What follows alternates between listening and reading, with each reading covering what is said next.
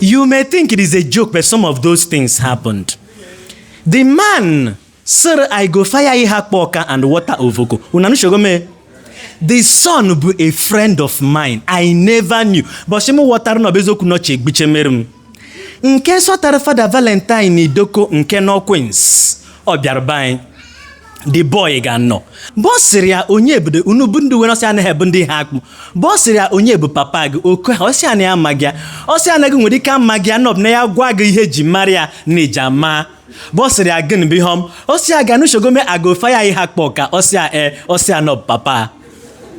The man was my friend before he died. So what happened was he was trying to say, "Neya janandi Iheakpụ Ọka.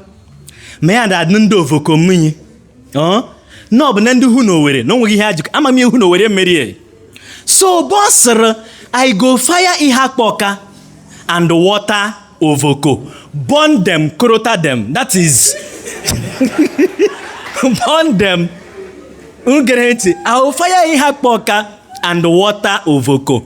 Burn them, kurota them, but uhu no were no. Ama give me uhu no were merie.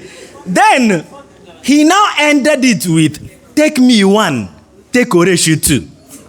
Take me one, take Oreshu two. Remember, Jumara the boy, that I understand fire Iheakpụ Ọka and water Ovoko, burn them and kurota them. That is Romano also. No, but then take me one, take Oreshu two. Nemo, watagia, boss. Boss, Romne, Oreshu, bo papa mama ya. Nerat no ne kub senia bottle manya na no mama bottle ebo. Yeah, but take me one, take take me one, take me one, take Oreshu. On the side is yenu.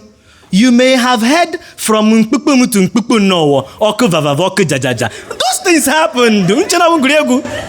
No.